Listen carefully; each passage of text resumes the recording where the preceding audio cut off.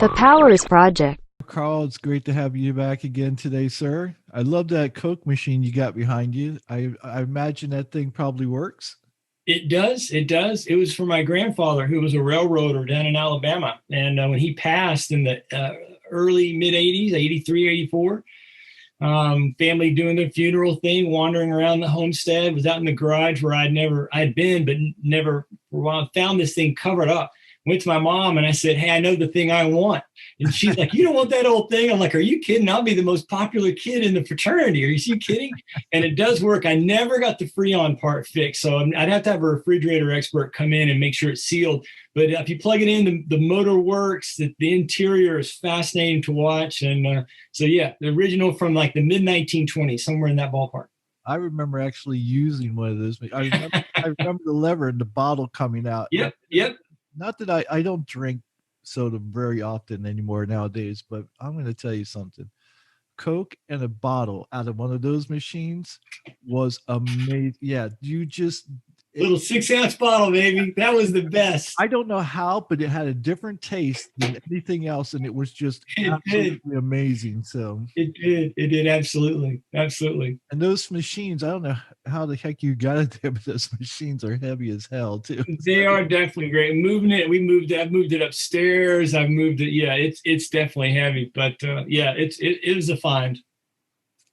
Well, I wanted to have you on the show today because you're our expert when it comes to all things history, and we kind of made some history last week, I would say. Yeah, we absolutely did. It was a stunning kind of catch your breath kind of moment. I was grading papers here in my office because we're still doing everything distance wise, and actually I wasn't grading, was preparing for class because classes just started on Monday. And I have always had my iPad over here to my left, and an alert popped up from one of my news. I think it was from the BBC. The Capitol had been stormed, and I'm like, "Whoa, wait a minute!" And so it was historic in not in an isolated or an aberration kind of way, but still, it was very historic. Okay, so what I want to do today is I want to talk about a few things. One, how did we get to this point? Two, I want to talk about the attempted insurrection itself and what that led to, which was censorship of Donald Trump in particular, on Facebook and Twitter, and how that's connected. Yeah. And Yeah. I'd like to get your point of view as well as I have my own, of course. Sure. Yeah. Look forward to hearing it too. And they might be the same, they might not. We'll see. Yeah. I remember talking to you a couple episodes ago that you and I had done together, and one of the things that you brought up, which was a very interesting point, is that Facebook and Twitter have become our town square, the place where people go to speak their mind and have a voice. And you've effectively argued that that's what Twitter and Facebook are now, and to take that away from people is sort of taking their voice away. And are you still a believer in that? Well, yes, generally, I would say social media has become this place, and there's obviously multiple players. But what we've seen, obviously, since the attack on the Capitol, I think it's the correct word. I was trying to think what phrase to use, but I think attack. Anyway, the event at the Capitol and then the reaction, both by government and more specifically by individual companies, raises some serious questions. I was actually surprised, happily surprised, but surprised to see the ACLU actually come out in opposition to Twitter's move. Obviously, the ACLU is no fan of Donald Trump, but they noted that this is going, points to the danger that anybody who's ever studied free speech and the ideas of free speech in a given society understand. And so certainly in the digital age, people want to express. I'll be candid and say that there's been multiple times in the past, probably a couple of months, where I've restrained myself from posting on Facebook. I've never done Twitter. When Twitter started, I said, that's a ship too far for me. So I'll let the young kids handle that. That's not an area I want to get into.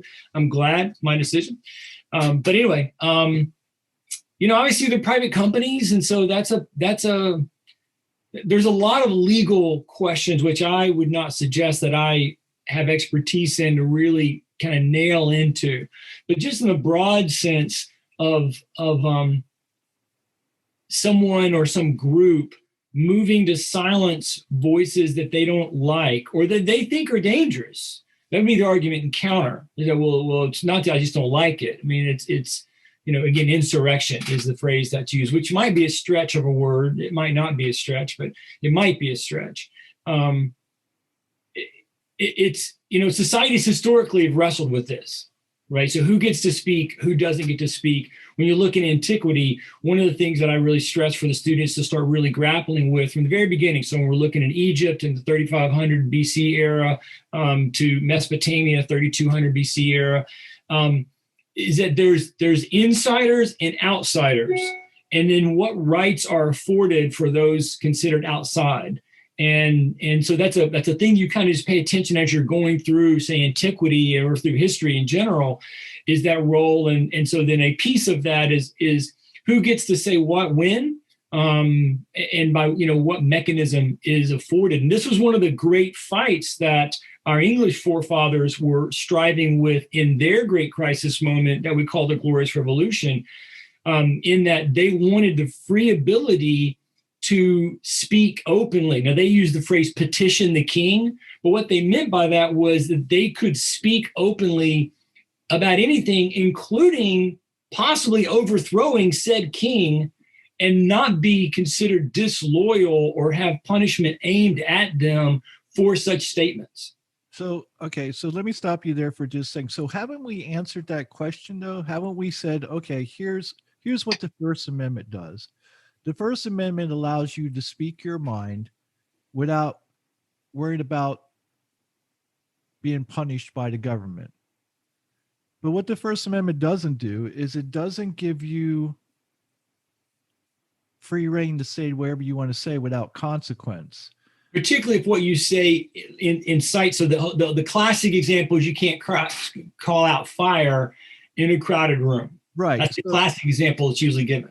Exactly. So the First Amendment says, look, everybody has a voice, but you have to be responsible. So you can't, like you said, you can't yell bomb on an airplane. You can't yell fire in a movie theater. Those are irresponsible things that can cause harm to people. So those are things that have been deemed or hate speech. Right. But see, now there you go right to hate speech. Now you've entered the realm of where this becomes challenging because everything becomes up to who's setting the definitions.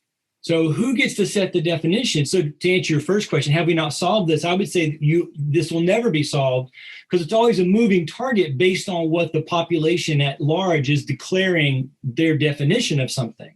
Right. But that's just natural, though. That's just evolution, and it should change. It should change with the time. Right. Yeah. Right. So then both Trump in specific, but let's not talk about him. The general person who was tweeting, "I'm mad," and the subsequent comments that have been made, is certainly inciting and expressing their wish for something, typically governmental change of some type. And the winners get to kind of define that and say, well, I'm on the side you're attacking, ergo your statement is bad. Mm-hmm. But it makes it a moving target. And obviously, historically, that's what happened. So I'm not saying it shouldn't happen. I mean, I guess I would say I wish it wouldn't happen, but it does happen. Those in power always set the definitions to what they deem, right, which is why the past week has been quite chilling in one sense. Let me go and say this part now, because I thought it might come up later. For the past 4 years, there has been an open and consistent statement about trying to overthrow the government. They called it the resistance, and members of Congress actually openly said things that suggested to the people they needed to do all they could to overthrow the government. Now, the government was the presidency of Donald Trump, who, I didn't vote for, right? So he's not anybody I like, right? You can't spend 4 years openly stating, they weren't even hiding it under some cute name. I mean, at least Antifa was like Antifa, and people are like, what does that mean? No, this was a group just saying, we are the resistance. Our whole, and historically, they're probably grabbing that to some degree from Star Wars, but historically, what that means is you're the group that wants to eliminate and overthrow or remove whoever's in power. So you can't spend 4 years saying that, and then the moment you're declared the winner, suddenly act as if the other side doesn't have the same operational ability to make that same claim. You can't say, oh, that's hate speech, or that's insurrection, or that's inflammatory, ergo, you're banned off Facebook. That Facebook, Twitter, and those groups went to that move was what made it so chilling. Not that they shouldn't have, they should have 4 years ago. They should have maybe 8 years ago when the Tea Party, now the Tea Party wasn't quite as explicit, but clearly using the term Tea Party refers back to our 1770 events, which would be for what purpose? To overthrow the government. Well, which government? The government of Barack Obama. So they should have back then, but they didn't. And for them to decide now that they suddenly have a morality that would say, oh, well, you can't say that because they went too far. It's like, really? That's a little bit of a stretch. Okay, so are you talking about Trump himself being banned, or are you talking about as a whole, the left and the right, and not having censored that kind of speech? It feels to me like in the past week. So yesterday, reading the Sentinel, the Orlando Sentinel, for our paper here in Central Florida, which I get. I really, by the time I got through with the whole paper, but certainly the first section and the local section, it was chilling's the word, right? Because one of the things that happens in the Great Crisis, I've told you this before on your show, so your listeners might remember, is that there's a philosophical divide that occurs on some issue. And the part that's always been the most worrisome to me personally is the fact that you lose the middle ground, so that someone who, like myself, and I think like yourself, you all of a sudden get forced into making a choice, because you're no longer allowed to have this third spot of in the middle, because the ground breaks away. And once it gets very vitriolic, and in some cases physically altercation oriented, you're just, you're either with us or you're against us. And so then you're forced. We talked about that to some degree with John Adams last time. Right. And so, boy, I was reading the paper Thursday, and I was just like, wow, we are really, I'm not surprised that it's happening, because it's what happens every time. The winners, whoever that ends up being, whoever controls the levers of power, will use the levers of power for their own purposes. And they would say the same thing Trump said this past year. I'm trying to bring law and order to stop those groups of people who are trying to overthrow my government. So they're saying the same thing. It's just this time you can see that obviously the tech giants, you can see where their allegiance lies, because they certainly didn't censor President Obama, which he's not said anything in one sense broadly that's important.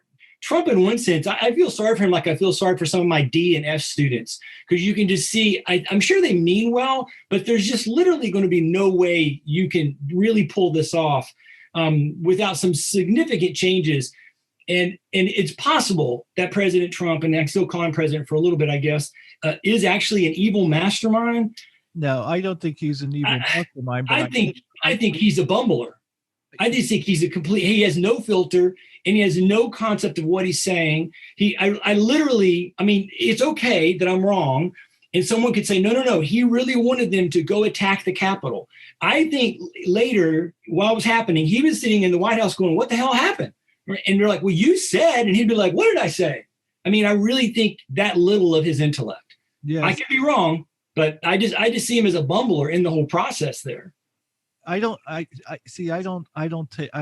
that myself. I don't buy his act. And the reason is that if you look at past interviews that he's had, 10 years ago, 20 years ago, yeah, that's not a stupid man there. Okay. He's extremely articulate. I mean, extremely articulate, and had clear thoughts and everything else. Now, here's the thing. When the thing that I think that Trump knows best is language. I think, and I know that's going to everyone's going to go, Have you listened to his speeches, Kurt? right? Yeah, exactly. But here's the thing. I truly believe it's pure genius because I believe he understands that the average American speaks on a fifth grade level and he talks down he talks Okay. below the fifth grade level because to the people that he wants to reach, the zealots that are out there, those die hard loyal people who, if you just show them an ounce of attention, will go to war for you. Those are the people that he wanted. Those are the people he was talking to. And he knew he couldn't talk like Hillary Clinton. He couldn't talk like Joe Biden or George W. Bush or any. He had to talk down to them. And that's what I personally believe that he masterfully did so. Because again, go back and look at any of his interviews and you'll see he never spoke like that, ever, until he started running for the presidency. And all of a sudden, it's like bigly, really. I mean, even a fifth grader knows that you don't use a word like bigly since there is no word as bigly. Yeah. So I truly believe it was by design. I think he's a businessman that understands how to get things done, and he doesn't care. And I've said this before. He does not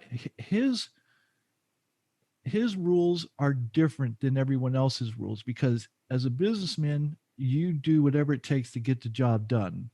There is no morals when it comes to there are no morals, excuse me, that when it comes to I'm going to make money, this is how I'm going to do it. And he doesn't care whose toes he has to step on. He doesn't care who he has to screw. That's his main objective, and nothing's going to come between him and achieving that objective. And I would only suggest that that's not true for every business person. no, I agree. But there's a class of person, and most of them are the ones who I'm thinking of have been very successful, quote unquote, and they're rich because they've been very successful. And there definitely has been a devil may care, take no prisoners attitude in how they pulled it off. I would suggest that's all to their detriment, both internally, morally, but also in the social world around them.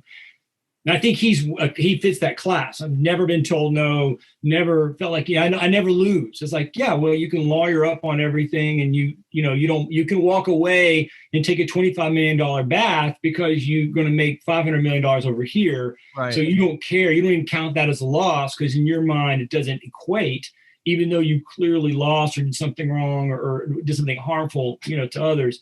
And I don't think he sees it that way, which I think is reflective of his morality or lack thereof. Yes, that's exactly right. And I could go down this whole well, you can go back to free speech or go back to insurrection, so we stay on talk. So we talk about the fact that that social media is in many rights our town halls and we're town squares where we have a voice. But the truth of the matter is regardless of whether we see them that way or perceive them to be that, they are businesses. They're corporations, individual corporations that have the right to squelch anybody's voice. I've been banned from Facebook for 30 days simply because I said there's these, and again, as you know, I don't have anything against religious people. In fact, I consider you a dear friend. I know that you're very religious, and it doesn't bother me in the least little bit. I think you're a great man, and Thank you. your beliefs are your beliefs, my beliefs are mine, and we should be able to have those. But I think we should also be honest. Yeah. And so there's these people on there who will recite, they'll have the Lord's Prayer, or they'll say, that Facebook keeps taking this down because I put the word Jesus in there. So please put, and I'm going, no, Facebook didn't do any of that. Facebook didn't ban the Lord's Prayer. And you keep lying about it so that people will go and repost this. That's not very Christian like. That's not how I was taught that Christians acted, that they told lies to get their point across. I go, and so I called one of them out and I go, that's not very Christian like. And I probably said something. I think I said something like, why do some Christians lie and act so stupid about things sometimes? Well, apparently whoever this Christian was didn't like the fact that I called them stupid, and Facebook banned me for 30 days, put me in Facebook jail for 30 days. Yeah, I've heard of it. In fact, what really happened is Facebook said, if you do this again, we're going to put you in jail. Okay. And I said, what did I do? And because I questioned them, they put me in Facebook. You can't question. And so I'm thinking, okay, so let me get this right. Me calling someone stupid for posting something that was a complete lie. It's okay to post a lie, but it's not okay to call someone out for posting the lie and calling them stupid. That was in Facebook, whoever is behind Facebook there, the great wizard who makes those decisions as to who's getting put in Facebook jail, had decided that me calling someone stupid was, and granted, I probably should have called them stupid, but I think that was like the third time I'd seen that post that day. And I was like, are you kidding me? Yeah. And so, but they somehow deemed what I did to be a bigger crime than telling the lie, as if I go, okay. So to your point, there's, they make the judgment. There is no, jury that says, oh no, Kurt was more right, ban the other people. It's just Facebook does what they want to do. Which I think though, where the question comes, or where the potential challenge comes, is the same thing we've been talking about as a society for a while, relative to, who can a business choose to serve or not serve? What rules can a business choose to do? We know most businesses, you have to have on clothes. And yet we live near the beach, you and I. And so we've gone to the beach, and there are several businesses where, you don't have a shirt on, it's no big deal. Nobody cares. And the business gets to call those decisions. And it's always interesting when you think about it, because you can think about it in the abstract, and, and it's maybe a fun conversation, but then it gets into brass tacks of specifics. And obviously most famously would be, somebody who does dealings with marriages. So marriage venues, marriage cakes, marriage photography. Do they have the right of their own business to deny access or service to whoever they wish?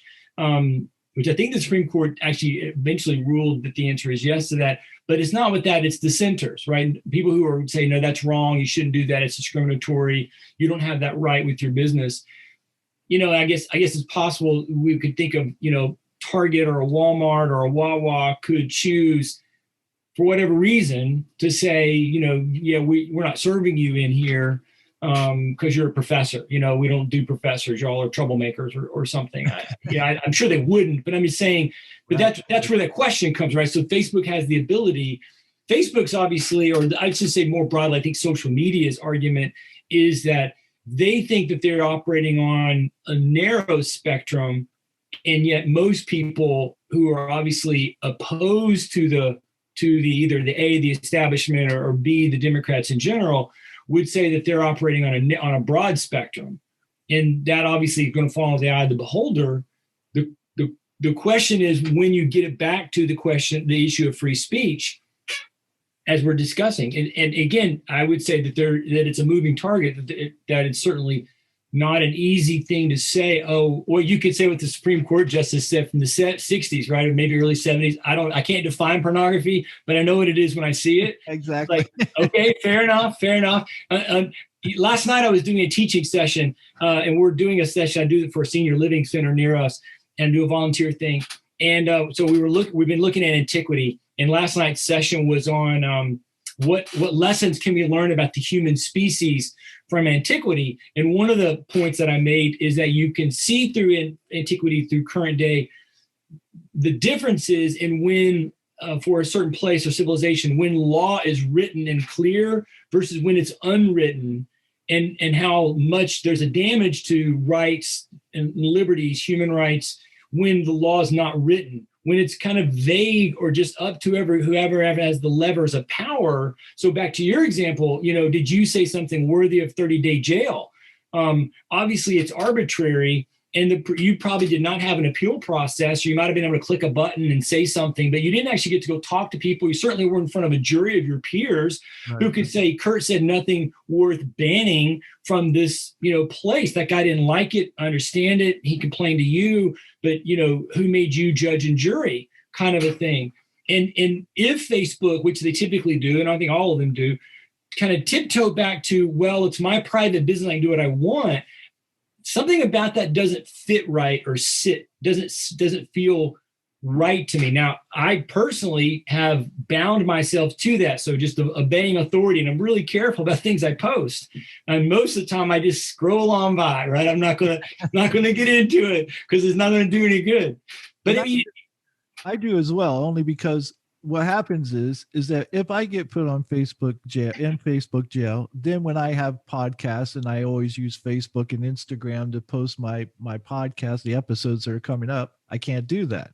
And see, now that's where it really gets more tricky, right? So you have a business yourself, which has piggybacked for free. Now, let's be different if they maybe charged a fee to you. And YouTube's another example. And you mentioned off air to me about Patreon, which is another example. There's actually multiple ones, and I don't think I could even give you a 50% of all the different options that are out there. One of the things with Amazon is that they've spent the last, I think, decade, maybe a little longer, building a business revenue stream for themselves where they basically have massive server farms with just, gigantic warehouses full of computer servers, so that an average person like me or you could potentially use them as the way to get to the internet, right? Everybody knows I use my computer to get on the internet, but if you want to have a website, you need some kind of a hosting session, and there's those you can buy from, GoDaddy and stuff like that people know about. But even those are actually buying on the back end from somebody else. They typically, in the early days, which you and I may remember, you might have a guy who was going to be your host, and he had a little server in his room, and he connected straight into the internet. Nobody does that these days because they're not going to have pictures and film and video and stuff like that. So now you have a situation where, what if Kurt or if the Powers Project runs afoul of those who control the mechanisms that can control your business, right? So Patreon has been in the spotlight with certain groups who feel like they have used leverage against them. And so that's when you start saying, well, does Facebook have the right, or does Amazon have the right to do that? I guess in one sense, as we've said, it's a business, so sure. But now what is there some responsibility that they have to you? They've spent time openly inviting guys like you into their realm. It furthers their brand, it increases their revenue, and there's kind of a symbiotic relationship. We'll let you have some advantage, Kurt, by having this mechanism. We'll make some money on our side, or YouTube will show some ads. You get something by viewership and by likes and memberships. We get something. There's no real money exchanging hand. There's no contract signed, but we all know we're both making out okay. But if they do something to harm you, is that okay? And the fact that they could say, well, it's my business, I can do what I want. Kurt Powers is dangerous and he says seditious things, like, I don't know, it feels like an overreach to me. So, okay. And here, this is such, because the line is so unclear. That's the thing. It's like, right. Well, before you ask the question, stay right there. Why is the line? Who defines the line? This is what I think makes it clear. Because the winners will define the line. All right. So here's why it's so unclear, I believe, because being someone who benefits from being on YouTube, being on Facebook, being on Instagram, all these social media apps, someone who benefits from that, because otherwise people wouldn't be able to hear my podcast. People wouldn't be able to see my podcast. That, I'd be out there in the dark with nobody knowing that I even exist. So because of these apps, I'm able to get my message out there, and more people are subscribing and becoming listeners and viewers. And so my podcast grows because of that.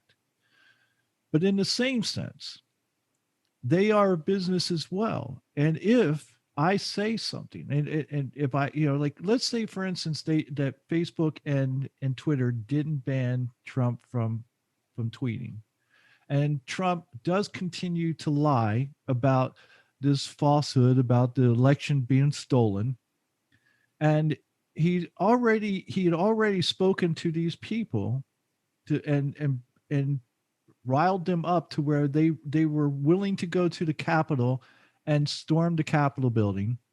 He even said he would be there, even though he wasn't. Of course, he Yeah. wasn't. Yeah. And Twitter decided he was too dangerous to let him continue tweeting these lies. My argument would be, had Twitter not done that, and Trump did go on to tweet this, to repeat these lies like he's done during the interviews that he's had, on news, and these people did something even worse, would Twitter be responsible? Would Facebook be responsible for allowing him to continue on with it already proven that he was capable of doing this? Yeah. So as a business, they could be sued, I think, for allowing him to continue when there was already evidence that he was dangerous. It's sort of like you have, and I think that's where we have such a challenge, is because if I start saying something, that's derogatory or dangerous for Right. people, should YouTube or Apple Podcast or whoever continue carrying my show? Right. Or or do they have some sort of responsibility to society as a whole to go, hey, this message is just too dangerous? Right. Or if we were at a bar, obviously, and an altercation broke out between us and somebody else, and one of us was ramping up the intensity, nobody would be surprised for the bar owner to call the cops and Right. then try to get you, at least, or whoever was ramping things up. Maybe everybody in the altercation arrested, but certainly that person arrested because he was inciting. He was the one who was pushing the agenda that was leading to potential harm to either the business itself or the other patrons. And so we wouldn't be surprised by that. No. And here's the thing. This is where I find myself, and I don't find myself in this situation very often, but I go, I really hate cancel culture. Yeah. But I listened to this girl the other day who is so delusional. She's on Stitcher or Twitch or one of those apps. Okay. She just thinks she's an influencer.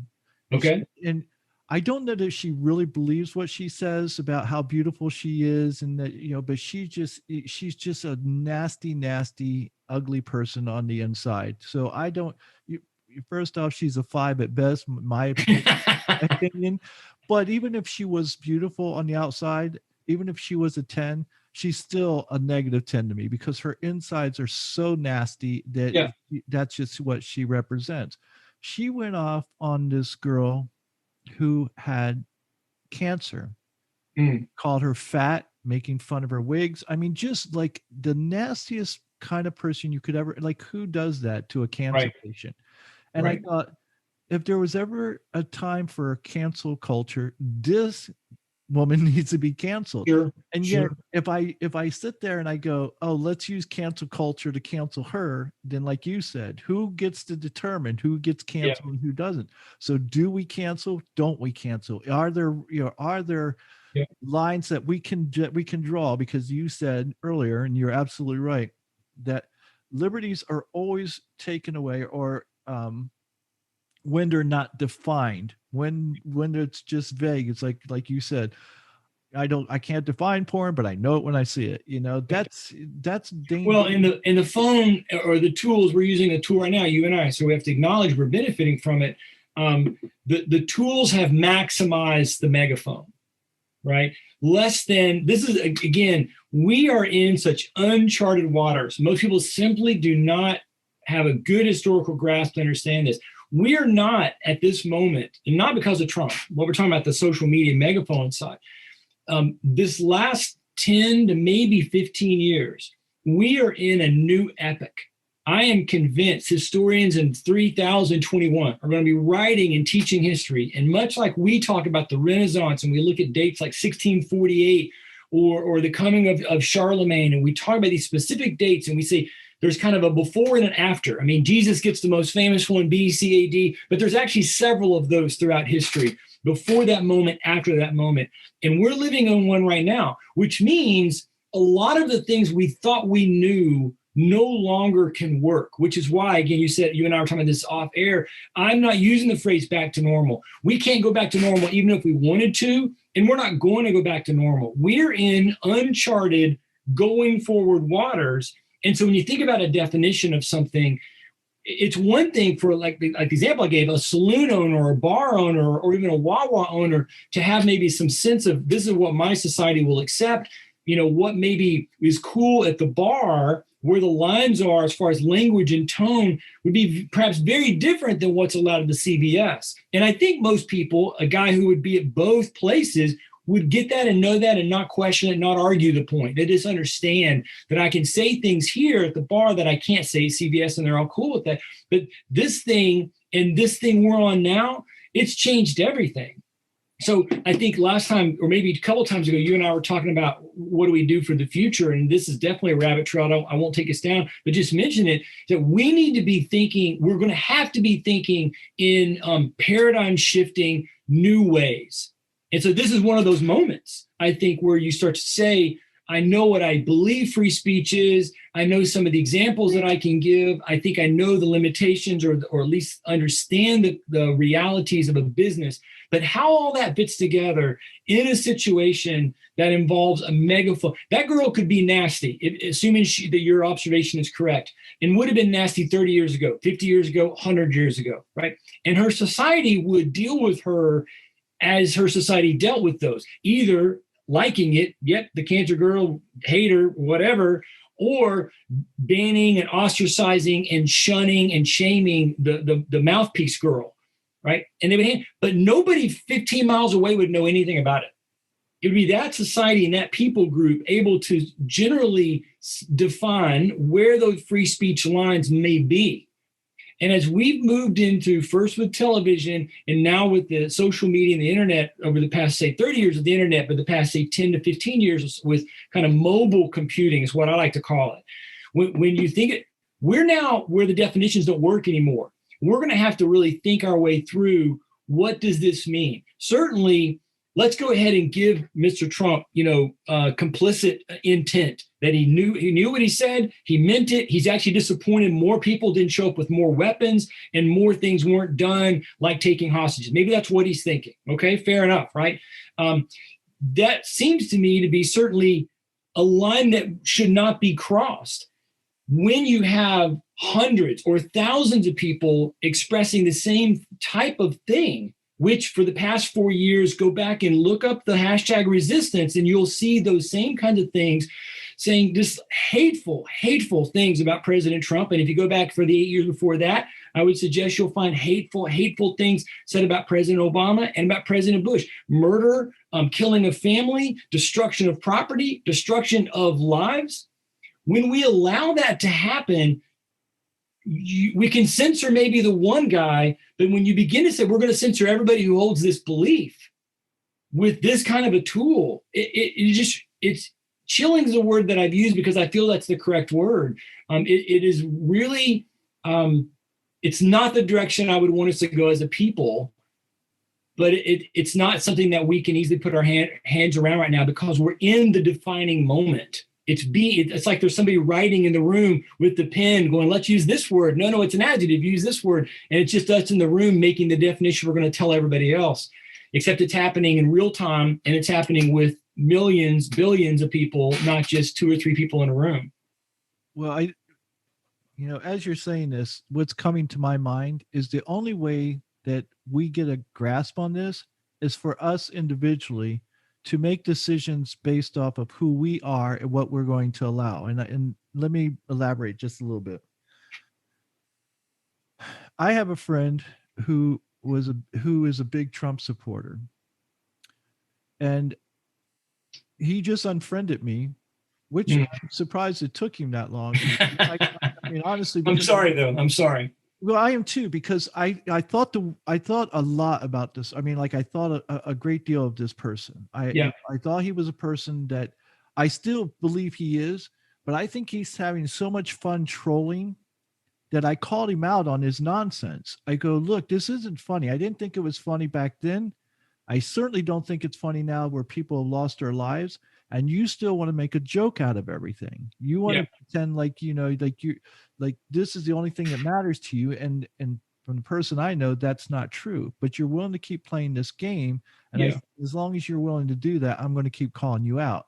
I said, you can either accept the fact that you're lying and quit doing it, or you can accept the fact that I'm going to keep calling you out on your lies, or you can unfriend me. Well, instead of choosing not to lie, he chose to unfriend me Yeah. because he's having too much fun. And I go, we have to take some personal responsibility and go, Yeah. look, we need to act like adults.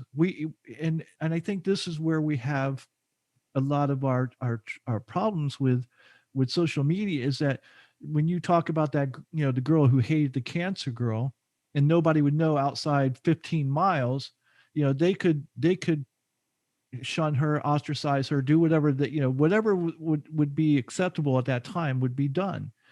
Unfortunately, with social media, not only do you have people who are like-minded like this girl, and they now have a way to gather together and Yeah. give strength to one another, Yeah. but then Yeah. you have people like my friend who will troll, who will play this game and egg it on because they get some Yeah. sort of personal enjoyment out of watching people fight. Absolutely. And I go, you're part of the problem. You're causing damage because you think this is funny, and there's nothing funny about it. Right. And it's not just one side; it's both sides. I Yeah. go, and this. So two things jump out at me immediately. And really there's kind of in the same arena, but one is, as I've said to you before, our problems with our country are a spiritual problem. They're in our souls. And then secondly, our problem, particularly to what you just mentioned, is connected to the decision that was made in the late 90s to become postmodern. We talked about this last time when I was in the session with you. And because when we adopt a philosophy that says nothing is true except what is true for me, then I can find all the enjoyment I want. And you can't even say I'm lying. I mean, there's no, as President Obama said, I thought quite ironically, since he was a part of the larger structure, and we're post fact, and then he's kind of acting like he's shocked when he gives a 60 Minutes interview. And it's like, dude, you were just like him. Right. You're in that arena. You are enforcing and encouraging, that kind of worldview that says there's no rules. If you say there are no rules, then there are no rules. And at best, the rules are malleable and just they're in the whim, right? Which is why I think what we're into right now is going to ultimately be more painful than maybe it needs to be, because you like we would want to think, I would want to think, I should say, that based on what we saw last time, that there would be this sense of shame and shock at taking that step too far, right? But instead, what you're going to get is, and I think you have gotten, a whole host of people, most of whom were not there in DC, who will say, as I've suggested, that they did nothing any different than those other people. And as long as the rules are there are no rules, then you can condemn me, because again, that's your opinion, right? But it carries no weight. And so to your friend, I can go be a troll all I want and just cause problems and cause grief and go out of my way to sow dissension in places. And in some cases, for some of these people, there's a financial reality for them, some benefit that they have. Others, it's just their character, which again, my point would be that it's a spiritual issue. And there's nothing society can do until society actually wants to step forward and say, wait a minute, there actually are facts. You are not allowed to say it's what I want or what I feel, and because I feel it, I'm right. There are things that we will hold true as a people, and these are the rules. And we'll see if that's what transpire. I think it is what will transpire over the next decade. The question is who gets to write those rules again. We've said it. But then on to that point though, that's censorship. That's basically what you're doing. You're saying, look, there are facts, there are truths, and the Yeah. people sitting there going, no, these are the facts and the truths, because And that's what has been historically done, though. right. And so the other thing you wanted to look at is how we got here. Not that I'm trying to lead you to that point, but just to point out, leave the United States out of it. Historically, the whole idea of rebellion is those people in power have set up a system of rules that we don't like. And we would say we feel censored and persecuted and challenged. And so we are going to oppose that. That is the entire nature of rebellion. And historically, that has been the case. It's, Christians or spiritual minded people can say, if they wish, and I would say it too, but work with me, that there's a set of immutable moral laws. Okay, fair enough. Historically, what we can see is nobody really affirms those, and it's what a people at a certain place in time wish to make the rules. And the only real criteria that's determined or demanded is that they can agree, that there's an agreement amongst this people in a geographical space that we will make these rules. And then if you don't like those and you think it's censorship, get the hell out. Don't live here. But here, that's what we're doing. So it is censorship, but it's agreed upon censorship behind a certain set of values, whatever those values may be. And you can find that in a variety of places. So that we find a moment. One of the things I found most hilarious and tragic to some degree about what's gone on in the past couple of weeks is how many people act shocked. It's like, have you never studied either our American history, which I've told you rebellion is a key component of our DNA, or have you not studied world history? I mean, as our declaration so famously starts, when in the course of human events, a people begin to feel, the rest of it, I was going to bring it up and quote it all special. I've got it on a webpage here to show you, but it just does talking, right? People feel like they must throw off those bounds because they believe that the government has repeatedly done injury to them, right? Usurpations and become tyrannical. Right. Well, of course, that's what you say. You're the rebellion. That's what the rebellion always says. But is that what they really believe? Or is it that they believe that these rules, these morals that have been imposed on us, if you will, as a society, because we agree to these immutable morals, as you say, that what we find is time and time again, the people in power don't believe in these morals, don't abide by these morals, and they only want the commoners to abide by these morals. Yes. Well, I don't know that I'd say they don't believe them, right? So let's not be deal in Christianity, right? So one of the morals of Sparta was that if the baby was unhealthy after it's born, so forget what we do with abortion, this baby's alive and kicking, we're killing it, right? They did a similar thing in Rome, though not to the same extent. That was a moral value for Sparta that they believed to be important. Right. And you and I can step back and say we have negative thoughts about it or hold them in derision for some reason, again, leaving Christianity out of it, protect the innocent, protect the weak, blah, blah, blah. Sparta would say, as the movie 300, this is Sparta. You don't like it, don't live here. Right. This is the deal. You can move, walk away, go to Athens, go to Corinth. We don't care. Here, we're doing it this way. So I think the leaders in most places do believe the morals, the values, and agree to them.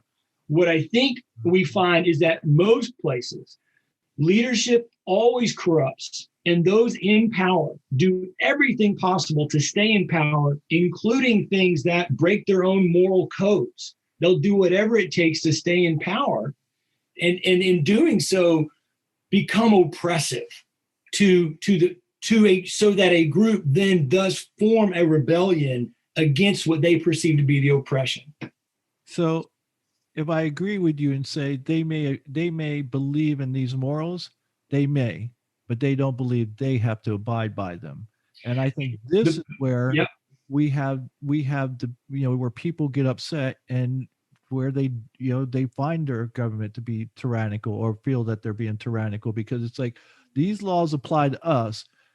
and you say these are the morals that we Yep. should abide by, but you don't abide by them. Yep. And we see that with our own government now. I mean, and we've seen it for forever and ever. And When no, not forever. So the United States, remember, in my hypothesis, and I say forever, I mean decades, and yes, it's a moving target. From when we get to the 2030s, if you and I are still alive, what you'll begin to hear is a sense of unity, singing with the same voice, a lot of praise for the presidents. You will find very little evidence or concern or suggestions about corruption. There'll be a season, a 15 to 25 year window when everybody's happy and everybody thinks we're all agreed, right?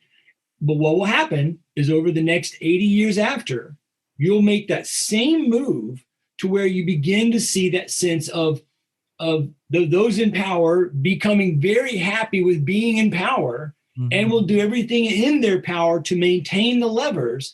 And as a new segment of society emerges in the 2090s or the 2100 time period, about 2100 time period, there'll be a group that says they're calling into question the leadership. And one of the key points will be that it will feel like government now is distant from us and they are not following our rules. They're not agreeing with us. They don't know us. They don't care how we live. And certainly over the past, say, 30 to 35 years, that's been one of the clear complaints is what they, when you think about the Constitution, one way to kind of think about it or to kind of enter into the conversation is they were questioning, is government us or is government them?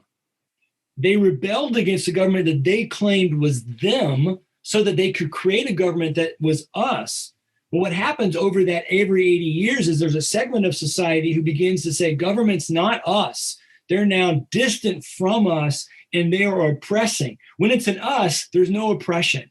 We're all on the same page. We're buddies. You're looking out for each other. You're a good leader. When it's them, back to the insider-outsider thing that you see in society, then you feel like they must be overthrown because they are doing harm to us. They're not one of us. And that's what you saw last week. That's what you've seen for the past previous 4 years. And that's what when you get to the great crisis moment and you have the split of the country, as we do now, and you do at every one of those moments, that's what's happening. There's two sides or there's two groups. It's not always a 50-50 split. I don't mean to suggest that, but there's these two groups that are the loudest. And there ceases to be a way for compromise to happen amongst those people. Well, that's because they don't want compromise. Because that's right. You have compromise, and people. All right. But why don't they want compromise? They don't want compromise because you're one of them. You've oppressed me. Right. Well, all right. So. I've been doing a lot of Star Wars watching, right? It'd be like imagining after the Empire takes over that everybody's going to be happy about it and there wouldn't be a rebellion. Right. And the why would you think that? Well, of course, one, because we're all good people now, we're all on the same page, and those are a bunch of losers. But what baffles me, and really doesn't baffle me, it makes me sad, particularly when you hear it from people on TV and newscasters and people who write in papers, is their utter unwillingness to acknowledge that there is another point of view. So again, back to your other point you wanted to get to, like, why did we get here kind of a thing. It's just that there should be at least an acceptance that there is another point of view. And if they write the history, they're going to tell the story vastly differently. And at least acknowledging that, I think, is a step in the direction to try and find some way to move forward.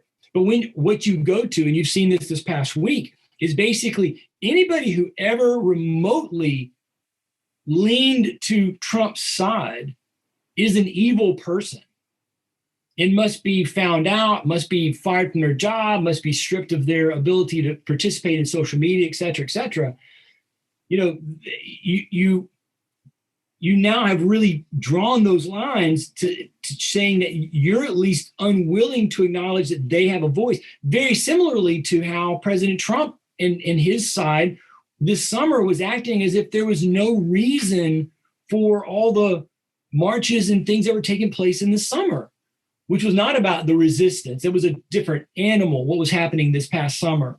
but it was still, a group of people who were saying, we feel oppressed and marginalized and not listened to. And I heard very few from Trump, so I certainly didn't hear from the president, actually acknowledging that they had a point of view that at least ought to be allowed to be on the table. Instead, it was just, no, no, no, they're thugs and they're terrorists, and they're burning things down and they're terrible people. And it's like, wow, I mean, all you're doing when you do that is you're further marginalizing and pushing the others away. What Biden's big challenge will be, we'll see if he's going to step into it, is whether or not he will indeed actually reach out to the disaffected, the probably the 4/5 who of Trump voters who were horrified also about what happened at the Capitol, and pull them to himself through a series of laws and choices that he can make. We'll see if he does. I don't know if he will or not, because to do that, you have to acknowledge that they have a point of view. Right. And I hope he proves me wrong, but I'm not going to hold my breath. So I want to make these points, because otherwise it'll drive me crazy if I get to this episode and I don't say these things to you, because I think they're important. I think that these are some of the reasons why we're in the situation we're in. One of those things is that I've said to you before that I believe that we have the leaders that we deserve. Our leaders are a reflection of us. We may not think so, but I can assure you they are. The dishonesty, the lying, the deceitfulness, it is who we are as a people. Right. And if you don't like your leaders, you need to take a good hard look in the mirror, because I promise you they are reflective of who you are in that mirror. And you may not like that. It may be an ugly truth, but until you look at that, because all you're doing is you're saying, well, Trump doesn't represent me. No, Trump doesn't. Nancy Pelosi does. Joe Biden does. And guess what? They're as deceitful and as big of liars as he is. Maybe not quite as much, but they still are. They're deceitful and they're liars. And what, the part I almost laughed out loud was after the attack on the Capitol building, if that's what you want to call it, for Nancy Pelosi, Chuck Schumer, and Mitch McConnell to stand up there and to say, that we will not let this happen to us. We will not let this destroy our democracy. I almost laughed out loud, because I go, you don't give a damn about the democracy. You don't care about the people of this country. You were scared shitless because you were afraid your lives were in danger. Sure. All three of you self-centered bastards sat there and were worried that these people are coming through the door, and you're sitting there and you're condemning them, wondering why. Now, I condemn the riots only because these people stormed the Capitol, at least in my personal opinion, for the wrong reasons. They wanted to exert their own will and not the will of the people. They wanted to sit there and believe this nonsense with absolutely no proof, and still no proof, that the election was stolen. And even though Trump keeps spewing that lie, it's a lie. And you chose that you're going to sit there and say that the people voted for Biden, and you don't like that, so you're going to do something about it. I wouldn't have any problem, and I know this is going to sound bad, but I'd have no problem if we as a people stormed that Capitol and said, you guys are going to start doing our will and not your own. You're going to stop pandering to the corporations, the elites, the big money donors. You're going to start doing what we want you to do, or we're going to get rid of you. Yeah. And it shocks me to think that Pelosi or McConnell, after playing these stupid games with American lives on the line, and they're playing these games back and forth, and the only people who are getting hurt are the American people. Yeah. And you wonder, it shocks you that people would storm the Capitol, and then you want to sit there and act as though it's treasonous. Yeah. What you're doing is treasonous. What Nancy Pelosi, and again, these are all my opinions, and so people, this isn't Carl's opinions, these are my opinions. So, but as far as I'm concerned, both the Democrat and we've talked about this before. I've said this, and I'll probably say it till the day I die, unless it changes. But the Democratic Party and the Republican Party are both corrupt. Mitch McConnell is corrupt. Nancy Pelosi is corrupt, Chuck Schumer is corrupt, and they have proven this. They've proven it through their actions, they've proven it through their words, and they just pander to us once in a while to throw us a bone after all the meat's been picked off and go, oh, here's your gift. You know, we're so thankful. We go, oh, thank you so much. After taking all the meat off the bone and giving us a bone, we can't thank you enough. And for people to be so blinded by both sides and not realize that they're being played. It just, you know, but that was one of the points I made last night on my session with senior adults, is that one of the lessons is that people are always manipulated. They are. And it's as if they choose to be, though. And here's the other point. Raises questions about us as a species. That's for sure. So there's no more sense of fairness, and there's certainly no sense of honesty, because both sides lie horribly to each other, to us, but then again, as a people, that's what we do. We lie to each other. We're dishonest in our dealings with each other. We're hypocritical. You know, like you brought up the whole cake thing, you know, with the baker that didn't want to make a cake for a gay wedding. Right.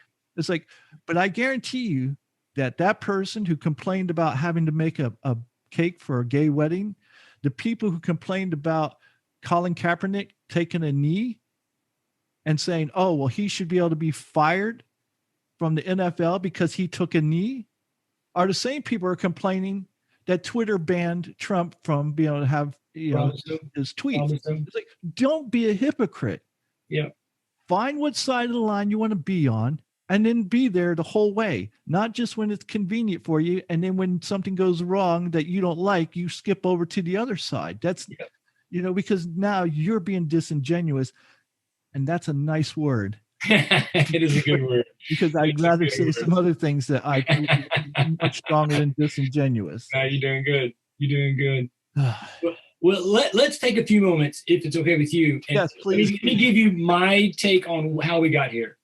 All right, because I think this part's important, at least, and just shortly, is that what happened a week ago was merely the next step on a journey that certainly has been going on since the late 90s. Now, when all things in history happen, there's actually no Genesis moment, right? There's always the before. So you got to be careful when you say, oh, this is the start of that, because that's technically not true. But if we can narrow our focus, then you can often say, as I do with my students, like, what's the road to the Civil War? Well, there's the deep question, which goes back to slavery in the 1600s, or there's the narrow question. You say, oh, coming out of the Mexican-American War in 1848, et cetera, et cetera. Then both are fair. So you just have to say what you're doing. So from a narrow focus point of view, when the Clinton impeachment happened, MoveOn.org and Code Pink both began. And for the first time, because the internet was just getting started at that point, mid-90s, right? This is probably 97, 98. For the first time, you begin to have, as you said earlier, the ability for people living in disparate parts of the continent, or even indeed the globe, could be in a congregation together. They could be united in voice and action. And so you go from there to the disputed 2000 election, which then those groups shifted from the problem is these over-religious people going after Clinton because they don't like him, but what they're picking on is a moral thing, which may not have anything to do with his ability to execute the office. That's a whole different conversation, but from being, that's what they're aimed at. Let's move on. There's no reason to be talking about Clinton and what's-her-face, to attacking President Bush in his legitimacy as the elected president. So you then have a group of people for 8 years who like President Bush, who feel like their person has been attacked, maligned. You have people camping out at his home, which again, from a moral point of view, would be like, I wouldn't want to be camping out at your home or my home, picketing. They have the right to, but I wouldn't want them to, kind of a thing, kind of stirring up, right? So you have this kind of stirring up this frustration, right? Then the side that's been mad about President Bush wins the 2008 election for hope and change, right? So very, very deep words in which, right, a week before he gets elected, he says, we're going to fundamentally change the country. Now, I would argue he didn't, but that was the point he made in 08, right? So now you flip the roles, and you have these other new groups show up who do everything in their power to delegitimize and oppose, resist even President Obama's 8 years. In both cases, under President Bush and then President Obama, there's at least a tiny window. I want to say it was 4 years for Bush and only 2 years for Obama, but it might have been 2 for both. They controlled all the apparatus. So they have both Congress wings and the presidency, ergo the Supreme Court to some degree. And neither group got anything done. So with both kind of opposition groups who are growing frustrated, back to what you and I just said, the sense of distance from the government. The government's not caring about what I'm going through. The government is not helping me. We have the economic downturn after 9/11. You have the unpopular war in Iraq and Afghanistan, mostly Iraq, 04, 05, building momentum, right? And the hope for President Obama, and then the disillusionment of what he didn't do, along with the sense of these people are openly trying to get rid of him. They're all racist. They're hateful people. They're terrible. So now you have 8 years of this animosity really brewing up. Now we're a decade in after, more than a decade in after this all kind of comes out. And when this happens with Clinton, this is the unraveling period of the Great Crisis. So this is what happens, not those specifics of those groups. Although one of the specifics is new political voices always appear at that moment. And so with Code Pink, with the Tea Party, that's what you see. So groups, and now again, as we said, a much larger megaphone, right? That they have to some degree unfiltered access to spew whatever they want to spew. And so when Trump's elected, again, in a controversial way, much like 2000, with people misunderstanding our governing system, so they look at the popular vote, not the electoral vote. And then the roles flip one more time. By this point, it is like, tragically to say, like a middle school little spitting match between a group of girls or a group of boys who decided they hate each other. And from 6th grade to 7th grade into 8th grade, they've just gotten worse and worse and worse. And it went from crude commentary, negative statement, kind of tripping in the hallway, to much more vile actions done to someone, their person, their reputation, really kind of, we would say, hateful type of things done, which of course does not lead anybody to a calm demeanor of like, you know what, we need to put bygones be bygones, Kurt, and let's talk about this as adults. It's the tribal sense of, you killed my father. Well, you killed his father. Well, you killed his uncle. Well, and how far back do we want to go, kind of stuff, to where to some degree you can't see straight. You can't understand. You can't reason. And in my personal conversations with people on both sides of this for the past 15 years, that'd be the phrase I would say. You can't reason with these people. And the reason why is because for many of them, they've gotten so deep in their animosity and so aggrieved. So they're holding on to a deep personal agreement. Because you offended Obama, because you said hateful things about Bush, I feel personally offended, right? And at that juncture, you're at this blowing point. In October, I decided, after talking with some of my friends, I think I told you this already, maybe I sent it to you actually. I wrote down, here's what's possibly going to happen coming out of the election. And the blow up that we saw with the Capitol could have happened with either group. And I put it on the paper that this is possibly going to happen. It didn't have to happen attacking the Capitol per se, right, but that there was a sense of the election being flawed, the election being fraudulent in some capacity, at least in the minds of the losing side, seemed so obvious on its face, because had been nothing for the previous 25 years to suggest to that group that the other group had any honor, had any sense of integrity, had any sense of fair play. And so when you get to we're now going into high school, and you've hated me for 3 years, and now you're keying my car, and and I'm going to just have to take you out. And you get into this where a reasoned person would say, whoa, wait a minute. Where have you, what line have you stepped over? But this person's not reasoned, because they would look back on, from their point of view, them only defending themselves and the other group being the protagonist or the antagonist in the story. And both groups saying that, leading to this moment. So let me say three things, if I may. One, I think you hit on it where, that you said, well, that side, neither side has any honor.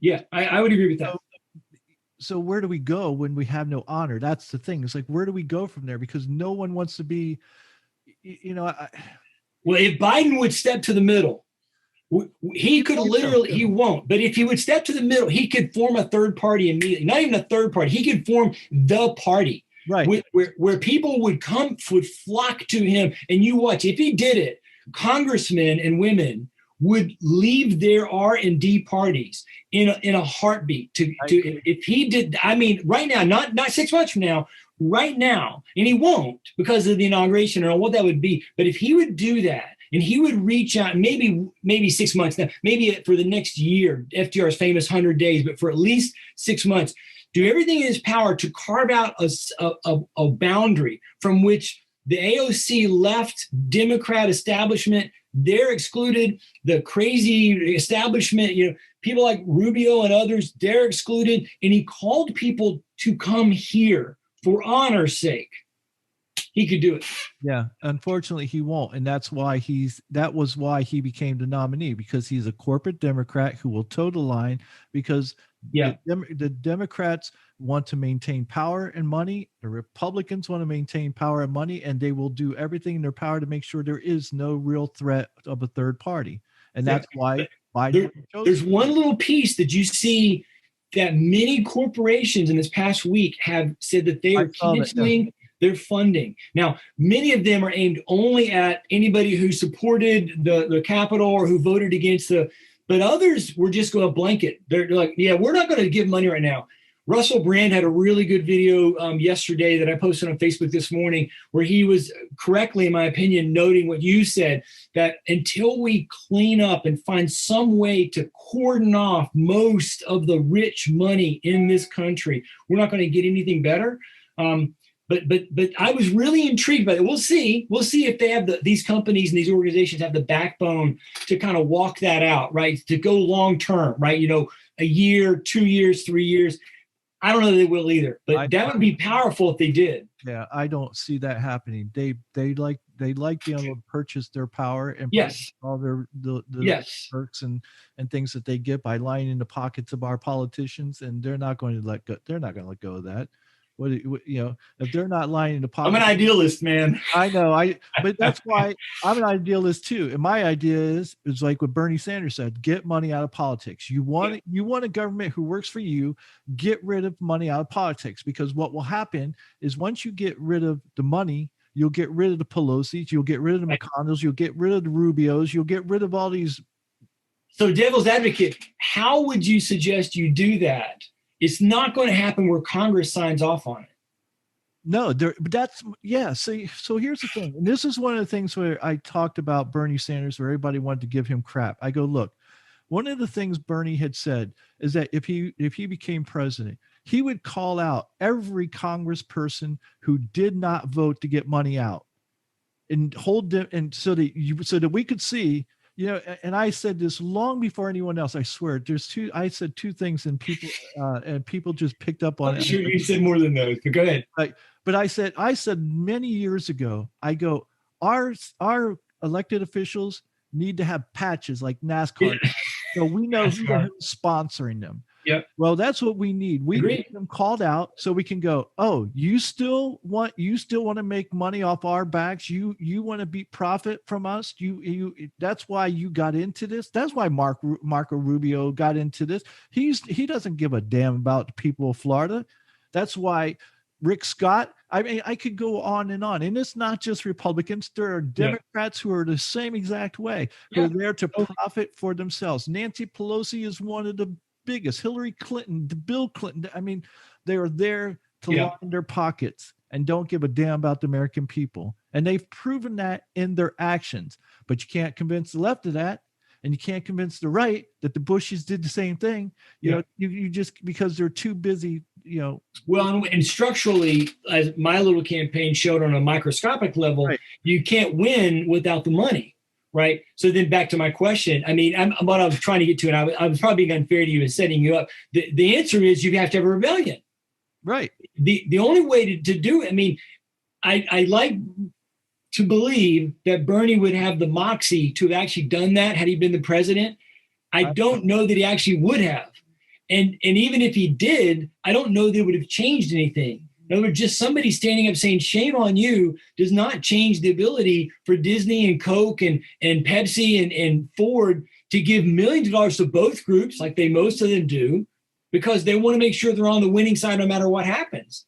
And until there's like some kind of an overthrow. well, there could be. That's my point. It's like what we saw, at least in the Democratic side, was that there were progressives who were winning elections against incumbents that the DNC gave $1 million+ to, and they still got beat because people, if you do the work, if you get out and you knock on doors and quit with these stupid $5,000 plate dinners because you all you want to do is mingle with the rich and famous who will throw money at you, but get out and get to door and show people that what you want to do is in their best interest, that you want to be elected because you want to represent them and not big corporations. Those people will get behind you, but it takes a lot of work, and very few people want to do the work. But the progressives who did actually won. They actually Yeah. won and beat these people who outfunded them 10-1. The question now for those people would be who's on their jacket patch? Have they refused all money ever Yeah, since? Which we yes, would like to think. We'd like to yeah. think the answer is Yeah, yes. I have not. Let me. I'll say I don't know that for an absolute fact, but I would hope that would be Yeah, the case. That they of would course. not. Right, So, right, right. so here's all right. So I'm going to throw something at you because you said since 1990s that this has been going on. I'm going to suggest something that you might laugh at, but I'm going to suggest something here that may um, make you raise your eyebrows. I say this started in 1865. When the Civil War was over, something happened in this country that I don't believe that I can recall happening anywhere else, where the losers were allowed to control part of the country Yeah, and what went on in that part of the country. yeah, And they were allowed, their hatred, their anger was allowed to fester and continue generation after generation after generation. yeah, If we take that and we compare it to, like, let's say, Finland, which had a civil war back, I think during World War One, they had a civil war. I think they were called the Red and the Whites. When the Whites won, they didn't allow these people to control a portion of the country. They were either executed or imprisoned. And because of that, they don't have these factions that are fighting against their government anymore because they don't exist. yeah. Would we have been better off having done that ourselves? Does it make any sense that because you said during this 80 years when this happens and there's a winner and a loser, does it make any sense to allow the loser power still? Does it? Because Yeah. we see that through time that with Jim Crow laws and we talked, you and I talked before the show about the 1898 insurrection of North Carolina, where white supremacists took over the government and kicked out the black uh, representatives, made them actually leave the state for fear of their life, Yeah. because that's what I kind of see happening today, or was the attempt to happen today, was to assert their wants or needs over the will of the people.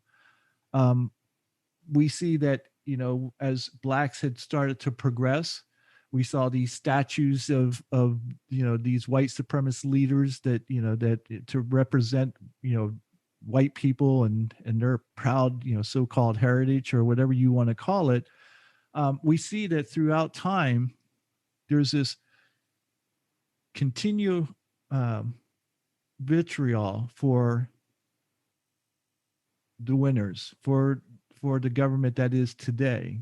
And we saw it at the Capitol building, where you have people who were wearing shirts about Auschwitz. You had the Confederate flag, carried around and stuff. To me, it's like if we'd done away with them back in the 1860s, I don't think we would have this. Would you say that that could actually be the beginning point of So, this? so remember what I said first. There's actually no beginning point because history, there's no genesis. It's just, you just kind of go all the way back and there's multiple. It's like the question I'll ask when I'm teaching on World War II. So when did World War II start? During the invasion. Well, for us, it was during. There you go, right? You're already seeing, you're like, well, 41, right? No, well, 39. Well, actually 37. And I'm like, well, you can actually make a good argument World War II started in 900.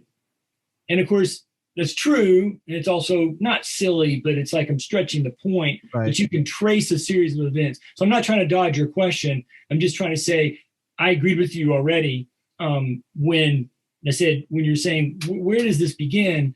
In our narrow focus of explaining, at best you could go back to Reagan, but between Reagan through Clinton, that's the beginning of the unraveling. It's not really the high point of the unraveling season, which is the third phase. And so you don't have this new groups of people kind of unwilling to take it anymore, which is what you had with MoveOn.org and Code Pink, and the beginnings of the tit for tat of, we're going to treat your guy, you treated our guy like crap, we're going to treat your guy like crap. And that sense of kind of the slap facing that ultimately gets to where the animosity is ramped up. When you step back from the narrow focus and say, hey, what else is kind of in the mix of what's going on here? Certainly you look at our previous great crisis moments, and the 1860 blow up is one of them. And you say, well, what happened on the other end of it? And I thought I'd said here, but I'll say it again. Our problems from a racial point of view, which certainly conflate into what we're dealing with now, as do economic issues, as a technology issue. So it's kind of always a tangled mess, right, of various strands. It's even my attempt to say, oh, you look here at this group and this group and this group, is being very narrow and not taking into effect the issues of what happened economically to the country, et cetera, et cetera. So my own thing is flawed or not inaccurate, but not complete, because there's always multiple strands in the knot that we find created at the final point. So, but certainly when a person would say, what about the stuff we're dealing with as a society from a racial, cultural, societal point of view? And I would say, have said multiple times openly, our problem today is a failure of leadership during Reconstruction between 1865 and 1877. I blame that principally on the Democratic Party, but in general terms, as maybe you and I would say is often the case, both groups were complicit. But certainly the Democratic Party at that time, which was the president, so Johnson becomes the president, was a Democrat. Now, Lincoln had him as a Democrat on purpose. I actually blame Lincoln, as I think I've said, again, if not here, I've certainly said otherwise, that Lincoln's pursuit of leniency, in his naive, I would say, and I mean that in a derogatory way, his naive belief that if he was nice enough, these other people in the South would just agree to all the kind of social changes that he might have wanted to impose, and his unwillingness to defend the Republicans who wanted to be strict. And then, of course, he was assassinated, which is obviously a major flaw or a tragedy in the whole story, because he certainly was far more politically deft than Johnson.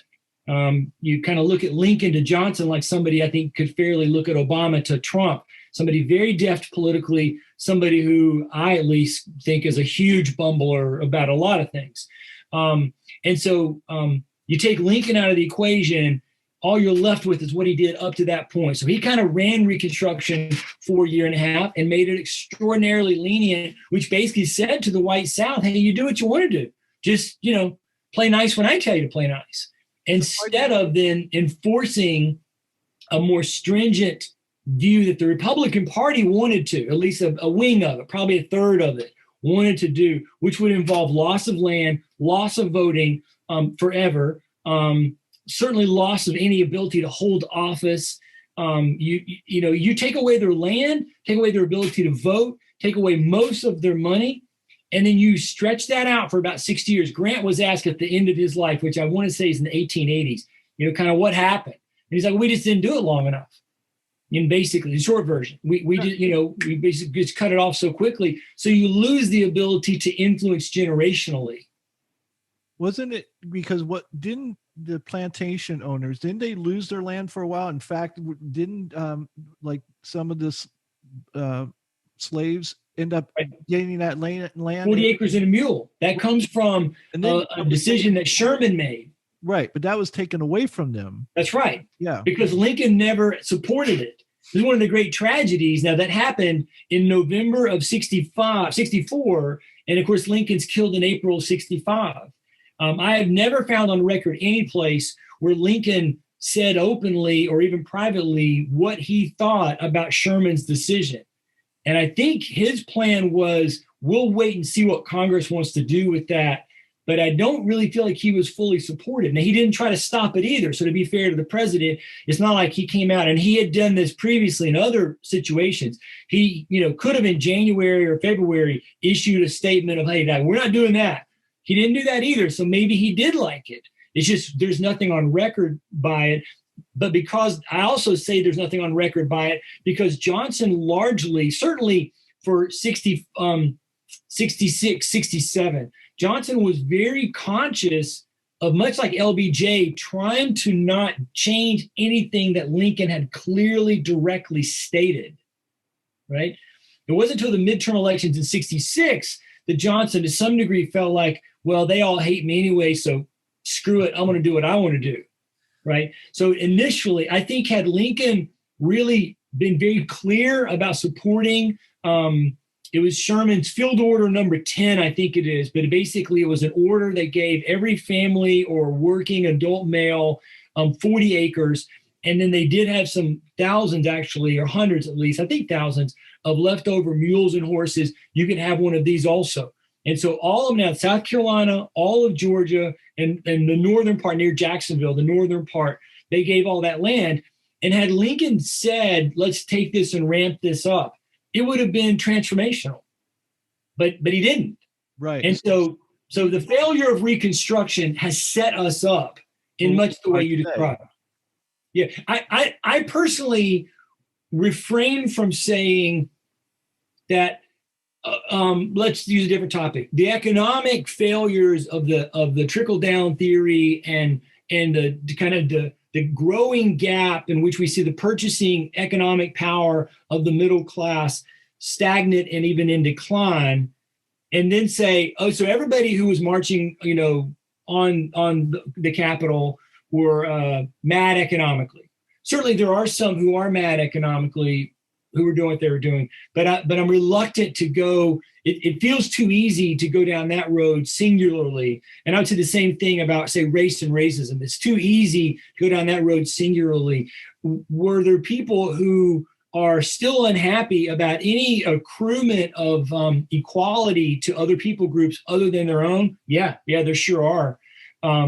Is it what drove them specifically in some, for those people, those individuals, maybe they perceived in something with Trump that he aligned with them. And so that was the reason they were marching. But I don't think that's a useful enough understanding of what we're kind of living through right now.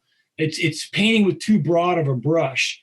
So meaning, had they done Reconstruction perfectly, I would still contend we go through this 80-year pattern we have for 500 years. We're certainly doing it now.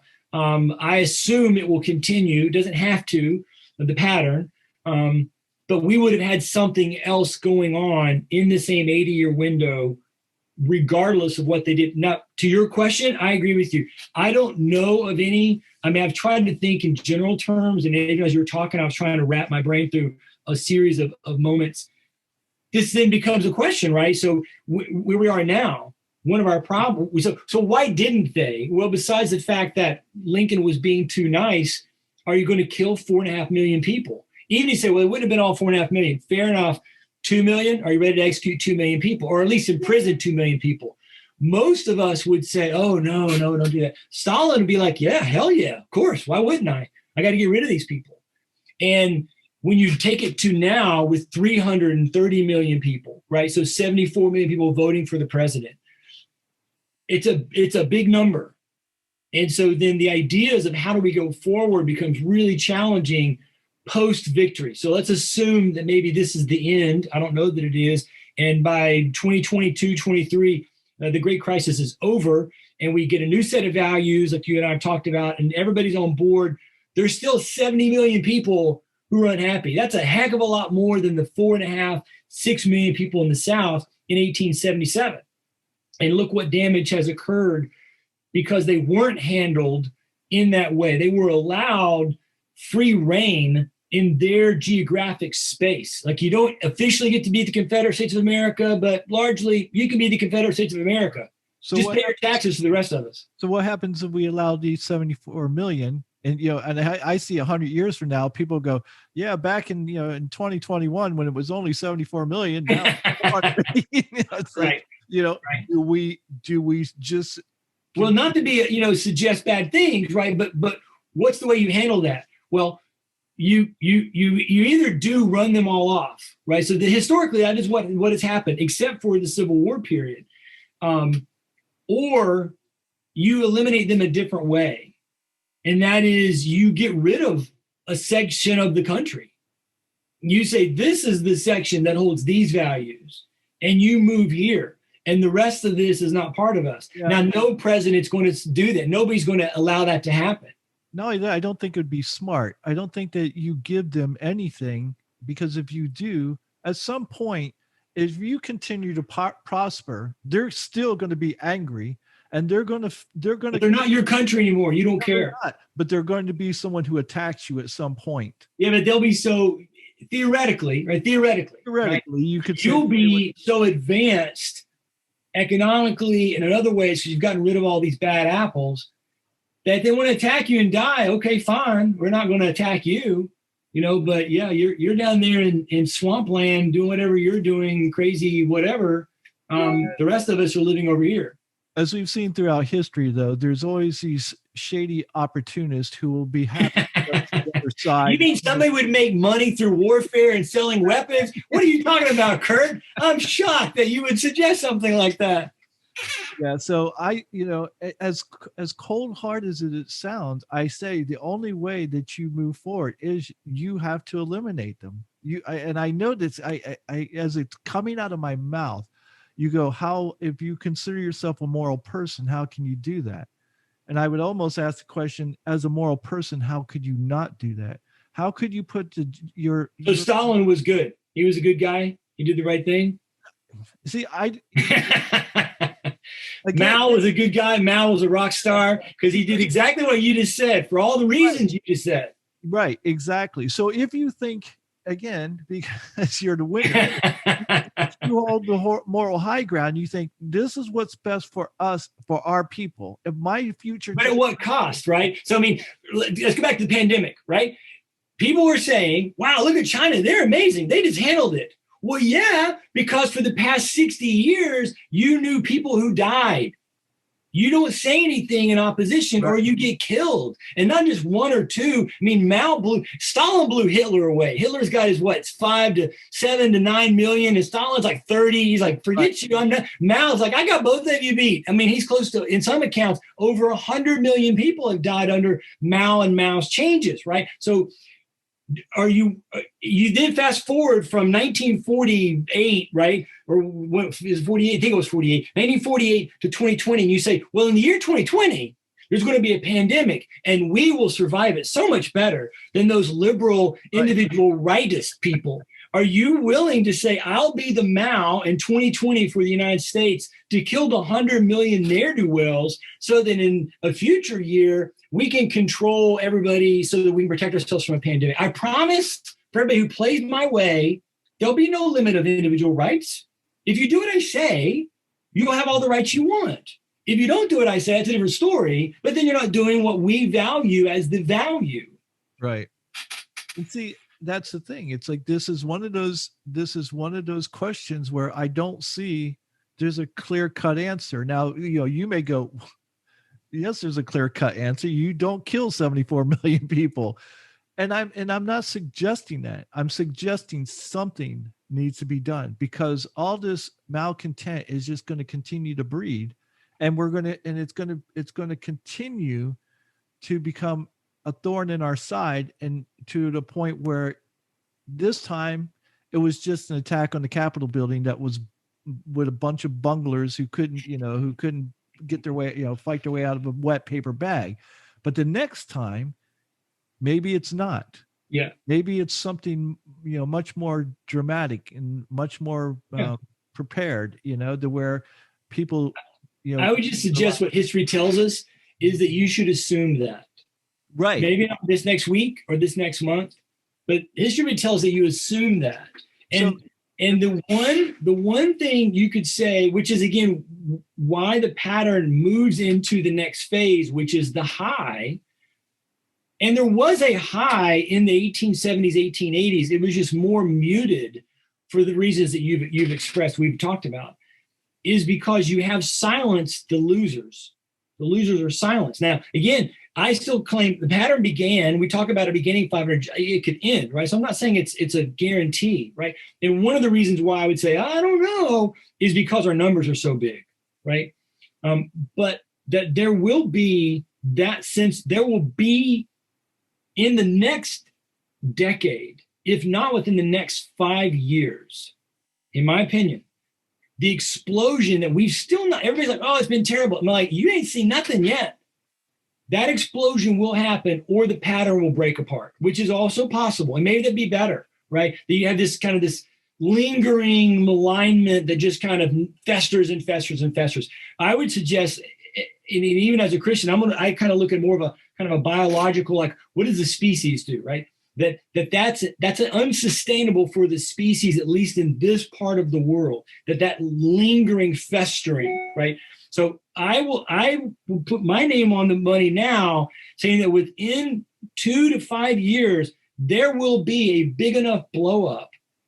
And we might have already seen it. Again, I'm not being hyperbolic when I told you on Thursday, it was like, wow, I'm reading the paper going, whoa. And then I'm watching some news accounts and I'm seeing some things on German news reporting about us and French. And I'm just going, wow, and I'm like, that might have been it.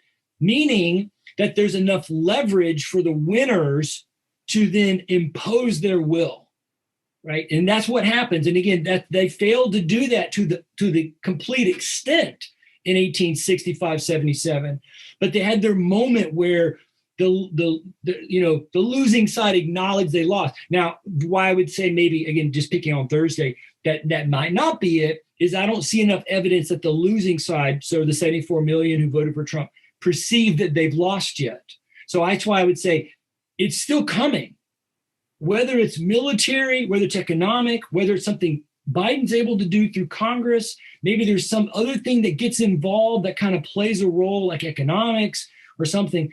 But there'll be a moment, or the pattern falls apart, which is, again, possible, in which the explosion is so big that on the other side of it, there is a congealing of the vast majority. There's always a minority, but a congealing of the vast majority who will go, yeah, they're the outsiders. In other words, the 74 million, using that number as all of a sudden becomes the 20 million diehards, and the other 50 million flock to vote for Joe because he positions himself smartly in a kind of a middle spot, like Clinton did. And or if not Biden, then somebody else, right? Somebody comes out, who was on the left, who was a Democrat, had nothing to do with what's gone on, not even a never Trumper, because I don't think that will be good enough in this scenario, but is able to position himself to the right of Biden if Biden just follows, as we're thinking he might, what he's done for 47 years, and is able to be a white knight kind of, or a white knightess, I guess, that she comes in and is able to position herself in a way that pulls a large enough block. And all of a sudden everybody's like, yep. And then that becomes the new value center and is able to, take care of the major issues. But there'll be an explosion of some kind that causes that to happen. And so don't I would suggest the fear is not, it's just going to linger. Well, I will say this. I agree with you. And I think that the catalyst, you can mark my words right here. I think the catalyst that gets us that explosion that you're talking about will be our economy when it crashes. And I mean crashes Yeah. harder than anyone in Yep. our generations have ever imagined. I think Yep. there's probably a few people still alive who were around during the Great Depression, but I think it may be, if not as good Agreed. as that, greater than the Great Depression. And I Yep. don't think, and I know that people of our generation have never come close to experiencing Yeah. anything like that and have no clue what that means. They have no clue. Right. And I And in think, fact, even in 29, so the French Revolution is a wonderful place to really mine for both the human psychology and the psychology of groups. In fact, as the Capitol was happening, I thought first of the storming of the Bastille. Now, again, because the narrative we say is that the French Revolution revolutionaries were the good guys and the king was the bad guys, we write that script as they were the heroes storming the artifice of power in the Bastille, right? But on the same day, 5 years later, July 14th, you had the beginning of what's called the Whiskey Rebellion in 1794 out in Western Pennsylvania, right? Same kind of thing. They storm a local official's house, attack, so it's not famous like the Bastille, it's certainly not famous like the Capitol. Same idea, revolution. But when you look and you say, well, back to the French Revolution, kind of what sustained the unhappiness? In other words, by 91, everybody in government was like, yeah, we're good. We wrote a new constitution. Everything's amazing. We're really happy. Ignoring the fact that there was still probably 75% of the population who were very unhappy and were in misery. In other words, even though we blame Marie Antoinette for the let them eat cake kind of comment, that was the mindset of everybody who was among the revolutionaries rewriting the new government. Hey, everything's groovy. And the people were starving. And so that forced them to take continued action against the new government, first against the king, its head cut off in 91, but they really kept going. And the revolution keeps spiraling into this nightmare that we talk about from a French point of view. And that's precisely the kind of thing, you're exactly right, that the government and Biden and everybody who's in there now can perceive that they've won and they can begin to do some things they want to do. And if they don't address the economic situation, which I feel like, and you didn't say it this way, but I feel like nobody's in charge of the economy right now and nobody knows what they can do. And they're just making crap up right now. we'll see. They're just making stuff up. And when that chicken comes home to roost, I tell my rich friends in Winter Park around me, there's more poor people of us Yeah. than there are of you. Which is what the nobility found out in France. Well, see, this is what Napoleon said. The only reason for religion is to keep poor people from killing rich people. And I was like, and I believe that to a great extent. That's why I said, the people in power are all about talking about morals and spirituality and things of that nature because they want to keep people on their eyes focused on the reward for after this life. So that way we can sit there and be okay with not having any rewards in this life. I know it's an oversimplification and I know that's, but I do believe that people in power, you take someone like Trump, who damn well is not a Christian. If he's ever stepped foot in a church, I'd be amazed other than to get married 4 or 5 times or however many times he's been married. And I don't even know if he got married in the church. All I know is that he doesn't know the first thing about the Bible. He's never read it. I would bet anything on anything that he's never read the Bible. And yet he'll pass himself off as a Christian. Evangelicals will eat that crap up because they feel like, as long as the end justifies the mean to them, as long as they get what they want, they don't care how they get it. And they can That's every group. Yeah. Right. That is every group. And you're absolutely correct. But at some point, Carl, we got to stop with the bullshit. We got to stop with the nonsense and we got to stop being dishonest to one another.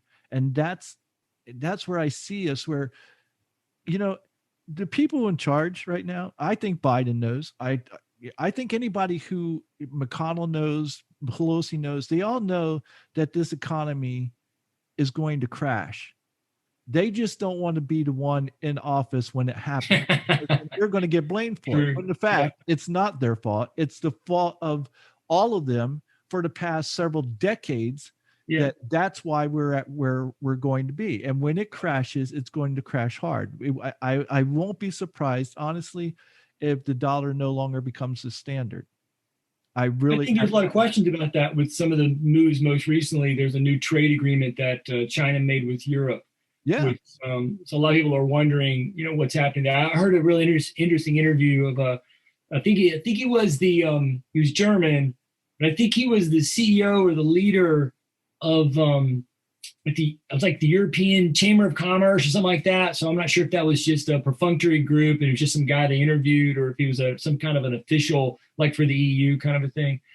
And he was talking about how Europe, trying to make sure they position themselves between China and America, so that there's a balance between the three, as opposed to a competition between, the yen and the dollar kind of a thing. But yeah, I think you're right. I mean, there's going to be a lot of questions that go down the road. And I mean, for me, with everything now basically just made up money, ones and zeros, just invisible, and everybody, most people under the age of 40, certainly under the age of 30, I don't think they've balanced the checkbook once in their life. And they don't know they don't even know what that means, is what I'm trying to say. I'm not trying to be derogatory. I'm just trying to say they don't grasp the idea that there's a finite amount of pennies that you get every month that you then have to allocate, because they've been allowed, and maybe the system will work. I mean, I'm not an economist. They've been allowed to just, this is not a credit card, but, use a little card and just show up places and, hey, I want to go to this concert. Here's my card. Yeah, come on. I want to buy this shirt. Here's my card. Yeah, come on. Nobody's asking to actually have the pennies to do that. And so if that's the system, I mean, none of it makes sense to me anymore. I mean, I don't know if anybody can make sense of it. It doesn't, because at some point, here's what happens. Is that the reason why China is meeting with Europe is because someone has to buy our debt. Yep. Otherwise, it crashes immediately. And so I don't know what kind of meetings are going on between China, to sit there and go, do we let the U.S. crash? Because if we do, it's going to affect the world economy without a doubt. It's going to affect everyone. So do we let it crash? Do we let our money become the standard at that point? Because they want it to be. It's I'm getting way off topic here, as I tend to do. But to what you were saying earlier, there's a reckoning that we have no idea, and it's been long in coming, and that's why when it finally gets here, it's going to devastate people, even the wealthy. Which is why a show like this, I think, is important if people are listening. And I would still say that hope has a vital place, but you can also position stuff. I don't mean like a prepper and go dig a hole in your backyard and put mounds of food. There, you can never prep enough for a real true crisis. But certainly you can make sure that you have developed relationships and friendships, that you are investing in the people around you, that you are, as you described much earlier in our conversation, willing to kind of call out one another for the sake of the values, right? So my value is don't lie. So I believe that you're my friend, and now I believe you are lying. So I'm telling you, right, in some capacity, because I'm willing to invest in your friendship and your relationship by risking it, by telling you, hey, this is what I see. By taking wisdom with your own money, right? To know that maybe there'll be a way that they keep the balls all in the air and it's unnecessary. But if you go through the process of making sure your own financial house is in some order, then there's no loss to you, except maybe you didn't get the new PlayStation when everybody else did, right? But if everything collapses in a negative way, but your house is in order, you may be able, I'm not saying you would for sure, because a lot of things will depend on what that looks like, but you'll be able to navigate that, right? And then largely in a much larger keep hope, even in the worst moments historically, right, that you can look at and pick your poison of one of the top 10 or something, the majority of us lived through it. So even as it's easy to look and say, as I just said, and you just said it and I've said it, there could be a bigger blow up coming. There's going to be a bigger crisis coming. The country could come apart, which I would suggest may not be a bad thing. There could be other things that happen that are negative in relationship to how people are treated, right? But in the end, when you step away from it and you get to 24, 21, you look back and you go, well, we're still here. The we, the human, the species, some group, something will be here on North America. Your children, if you have children, you can help them understand and navigate through these things. And we make it. We do make it through. And so if you do those things, I feel like, to me, those are steps that we can invest in each other, invest in community, invest in what's happening at your local level. Remember, the founders thought the best government was government that was closest to you. Well, where is that for you? And if you live in Orlando or just unincorporated Orange County, it can still feel too large. We'll create a neighborhood group. I don't mean an HOA; those are hellish. But I mean some kind of a grouping. Call people together. Go get involved in a group like the Kiwanis or the Lions or the Elks or some group like that, and invest in the local, so that you're building relationships and helping lay a foundation about certain values that you think are important. And for your neighborhood, in ones that you can say, well, I don't know what everybody else is doing, but in our neighborhood, we're going to do this. We're going to believe this. We're going to care for each other this way. And that is a way to navigate through what feels like perpetual whitewater. But there will be calm water on the other end. There always has been, not just in our 500-year thing I've talked about, but for the whole 5,500 years. There is calm water on the other end, and most of us live through it. Well, I think when you were talking about how there's 74 million people, and this explosion will happen, this event will happen to where maybe 50 million of them come over, and we're all in this thing together. And I believe our economy crashing may just be that thing, only because, and I know this is anecdotal, but I remember my grandfather telling me the story of the Great Depression. And he said, what you didn't have is you didn't have people butting in line. You didn't have people taking more than they were supposed to take. Everybody was looking out for one another because everybody was going through this together. Yeah. Maybe, just maybe, that's what this country needs. Maybe that's what this world needs, for us to go through something that devastating, for us to start pulling together and thinking about one another instead of living in this world of one and only thinking of ourselves. Good word. So, before we go, let's recap. Okay. So we talked about the what's the word I'm looking for? Insurrection. The insurrection. Thank you. Well, it was the other one, but that's all right. We'll start with insurrection. We talked about the insurrection. Free speech. That was first. So yes. So do we have a solution for free speech? Do we have to just walk this through until we find where we can mark the line and go, look, there should be censorship in this case, but not in this case, and just define it, make it definitive, as you had said, rather than make it, yeah. I would say no, in the sense that it's hard to be that definitive. I think what we can say is that as a people, if a people can congeal around a set of values, in other words, what is a lie? I'd like to say I can define that and I know it when I see it, and everybody else would understand my example and go, yep, that's a lie.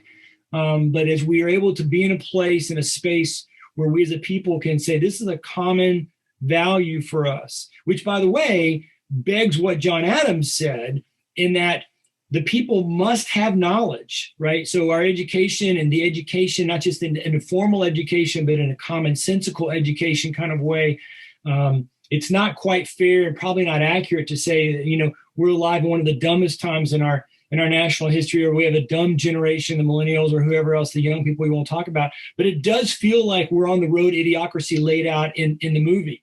And so you start saying, well, maybe what we need is more knowledge. But then he also said, and virtue. And for John, it would have been Christian virtue, but that idea of a sense you're lying. You're not telling truth statements. I remember when I was on the campaign, one of the things I was determined was that I would actually answer the question that was asked, instead of the political theater like most campaigners and politicians, enact. I would love to see that our values as a people would be that we cherish something like that from a truth-telling point of view, to the point that we would talk about cancel culture.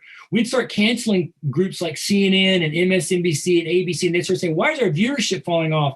And they would do polls and studies, and they would find out because when that politician started to tap dance, you did not hold her feet to the fire and say, no, no, no, that's political theater. I ask a very clear question. I want a very clear answer, and push on that.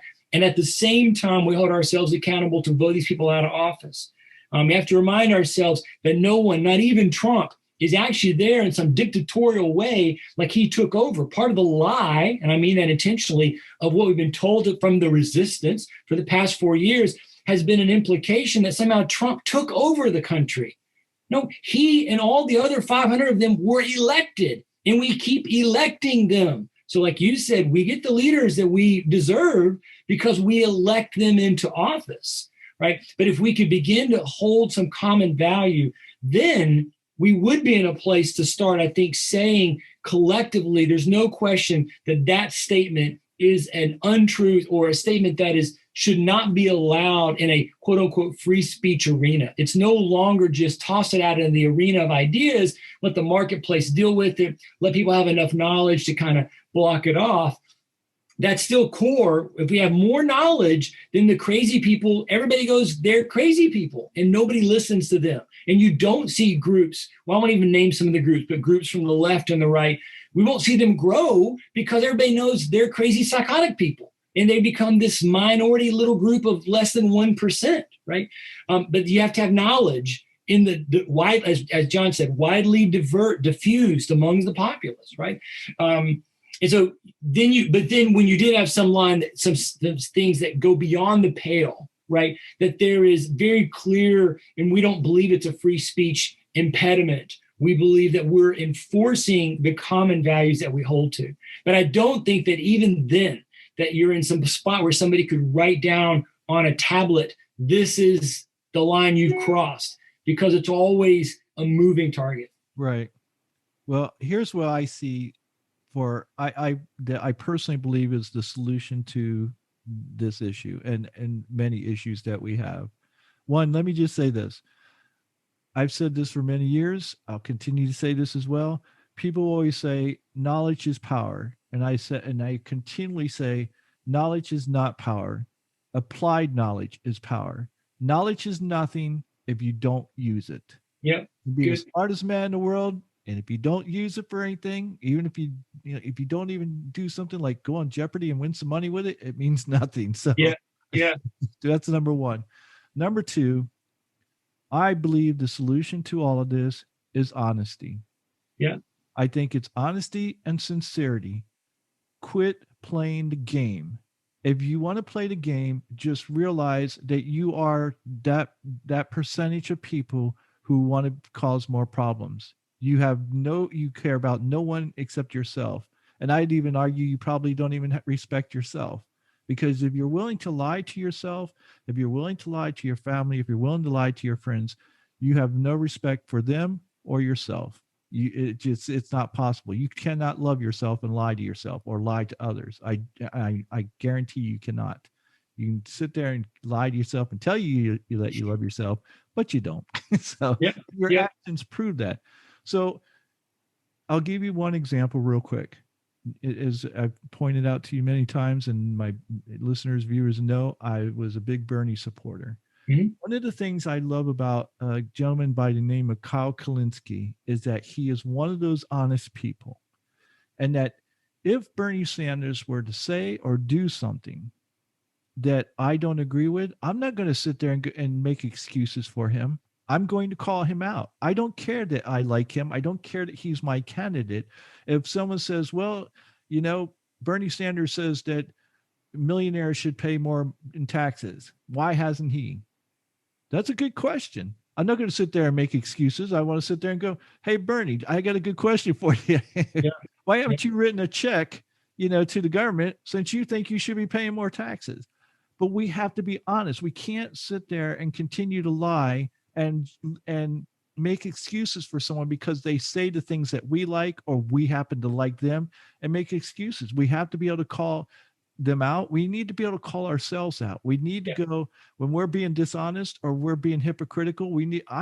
I've done that on this show where I go, I go, this is something you probably don't want to hear. But on Facebook, for instance, I will get rid of people who post nudes on Facebook because I go, this isn't Grinder. I don't agree Yeah. with you having nudes on Facebook. It's Yeah. against the rules, but for some reason you think you're above the rules, so you do what you want to do. So I Yeah. have no business have you on there.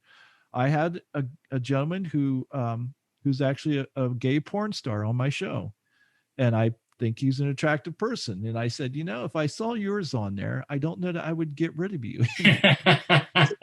I go, you're right, it is. But I need to call myself out on that and acknowledge that I got to rethink Yeah. my what I do or how I perceive this thing, because it's not fair to say one is wrong and one is right when they're the same damn thing.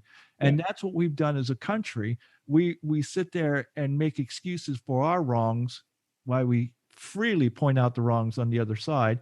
And in many cases, we don't even acknowledge our side is wrong. And that's where we have the disconnect. So until we start practicing honesty and sincerity, I don't see that we get any better until like what you said, some event takes place where it forces us to come to grips with things. Yeah. Would you agree? Yeah. Yeah, it's good. All right, my friend. Well, as usual, I know we go all over the place, but you know what? When I go back, because I do listen to these episodes, to make sure, I like to make sure I can do better. So I like to find out where I went wrong, so that I can do better next time. Every time I go and listen to our episodes, I go, you know what? I know we went all over the place, but it still makes sense to me. I've long been a rabbit trailer, but I always promise people, trust me, I'm going to come back. I promise. I'm going to bring it in. We're going to bring it in for a landing. It's going to go. You're going to go, oh, wow, I see it now. I get it. I understand. That's my aim. I want things to be complex. Things can be understood. That's not to make them simplified, but just they can be understood. And I think sometimes the best way is to make sure we've got good stories and good analogies to kind of get us there. So I do my best. I always love talking to you. Nobody does it better than you, honestly. Thank you. So, well, thank you so much for your time today and for having this conversation. And we'll definitely have you back on again soon, as usual. Beautiful. I can't wait. We got to talk about that segment that I want to do with you. So, all right, folks. Well, thanks for joining us, for listening to us, for viewing us. And until next time, take care, be safe, and wear your mask.